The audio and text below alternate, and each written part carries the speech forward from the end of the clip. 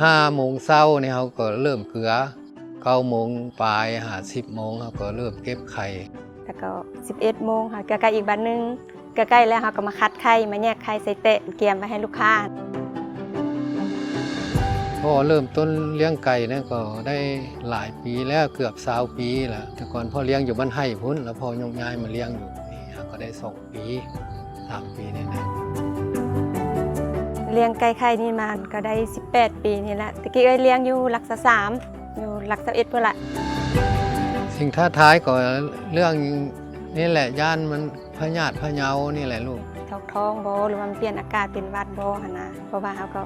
มีการเสี่ยงร้ายหั่นนะ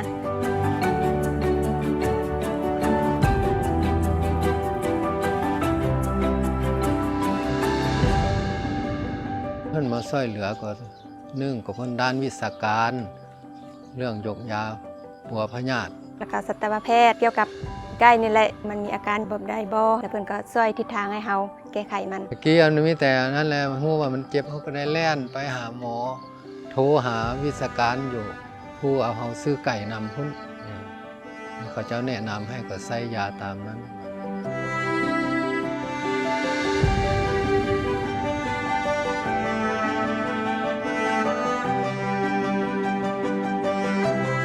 ประทับใจที่ว่าเพิ่นมาดูแลแล้วก็มาใกล้ชิดกับพวกเฮาเนาะมีหยังเฮาปรึกษาเพิ่นได้เฮาสิเฮ็ดจังได๋แก้ไขจังได๋ให้ทิศทางที่ว่าให้พวกเฮาก้าวถึงจุดหมายที่ว่ามีลูกค้าหลายๆที่ว่าเฮาจะเติบโตขึ้นอยากขอบใจนำบริษัทที่มาช่วยเหลือ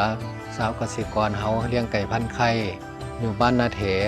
เพิ่นมาแนะนำให้เฮาก็ดีใจแล้วเฮาก็มีความรู้หลายขึ้นให้มีอยู่มีกินให้เติบใหญ่ขยายตัวยิ่งขึ้น